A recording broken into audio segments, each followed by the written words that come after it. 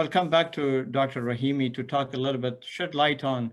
We have a very popular saying among our Afghan leaders that, once President Ashraf Ghani said that to have breakfast in Delhi and lunch in Peshawar and then dinner in Afghanistan. How do you see this concept feasible, especially at current situation when a peace deal is going on, and how can this help to bring peace and prosperity in the region, especially in the subcontinent area?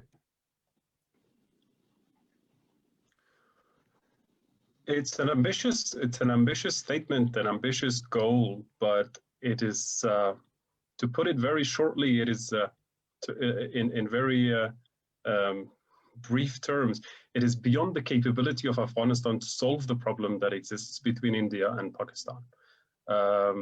Simply put, we are not in a position to do anything about it. But if there were to, by some miracle, if there were to be a peace between Pakistan and India, that would be great. Then we can have breakfast in Delhi and lunch in Islamabad and dinner in Kabul. But if I were to, in any foreseeable future, the way we are going on right now, and the way the geopolitics is developing between India and Pakistan, not something achievable in any near future. To be pragmatic about it, but yeah, it's definitely something good to have in mind, something good to work towards too. Yes. Yeah. How does the APTA come into play, especially when we have it with Pakistan and it's not working very well? So what are your thoughts on that? So before answering your question, I actually would like to say one more thing about this vision of connectivity and on the theoretical aspect of it, but perhaps on the critiques of it. Or earlier on, I talked about how beneficial it is going to be and why it is such a good initiative, and I also pointed out that it should be a long-term vision, but as a mechanism to get into this regional connectivity and cooperation, I should also highlight the fact that there is a difference between regional connectivity and regional integration, regional cooperation and regional integration. So regional integration is the last step. What we are talking about between these regions and these countries is economic cooperation. And that is what we don't have at the moment. And that's the initial baby steps to start going towards common markets, towards free movement, towards in a union or an economic union. Yeah? But at the moment, we are at baby steps. So on the critiques of this, vision, I think it's, as a long-term goal, it is definitely very, very important to have it in all the policy papers and our political vision. But what we need to do is we need to start with bilateral negotiations with our neighbors. I believe the situation in Afghanistan, both political and economic conditions, are heavily affected by our our neighbors, yeah, by our neighbors. And having good relationship with the neighbors and starting this bilateral relationships is a door or a initial step towards economic connectivity, that long-term vision that we are talking about.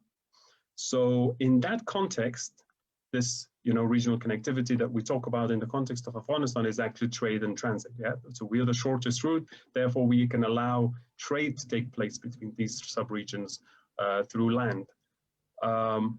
In that context, then APTA becomes very important. So Afghanistan-Pakistan Transit Trade Agreement is the agreement signed. So to just give your viewers and everybody a little bit of context about APTA, 1965, I believe, we have a contract. We have this agreement with Pakistan. It's called ATA, ATTA, Afghanistan Transit Trade Agreement. And then over the years that has been practiced, and that's what that lays out the legal basis of our transit trade between Afghanistan and Pakistan. So it is very important for everybody to understand that trading with Pakistan is different to transit trade, because when we talk about transit trade, we allow Pakistani goods and vehicles to travel through Afghanistan to reach other countries that we have shared borders with, that we have shared, we share borders with, and vice versa. So Pakistanis will allow our trucks and our goods to reach countries that they have borders with. So that is specifically what we're talking about. So ATA was, due to structural breakdowns and regime changes and etc. I think in 2003, if I'm not mistaken, we revised this agreement with Pakistan, and I'm not sure whether it was 2003 or 4. Anyway, so we revised this agreement with Pakistan, and it was for 10 years until 2010. And then in 2010, it was revised again for another 10 years. So it has lays out the custom procedures, lays out the guarantees and security levels needed for transit trade to take place. And basically, that's the legal basis of transit between the two countries. In 2020, the agreement expired. Negotiations started about 6 months before the expiration or so, but the negotiations didn't go very well. From what from recent developments that I knew about, negotiations have been stalled. APTA itself has been extended for another 6 months or so, and that is the state of APTA itself. On the importance of APTA, it touches literally on the issue that I was talking about. So it starts bilateral, and that is what we need. So it lays down the basis of trade with one of our biggest partners in the region, because Pakistan is the biggest trading partner with Afghanistan, and we have one of the most contentious relationships with Pakistan as well, as being neighbors. So that in itself requires another discussion. If time permits, we will get into it.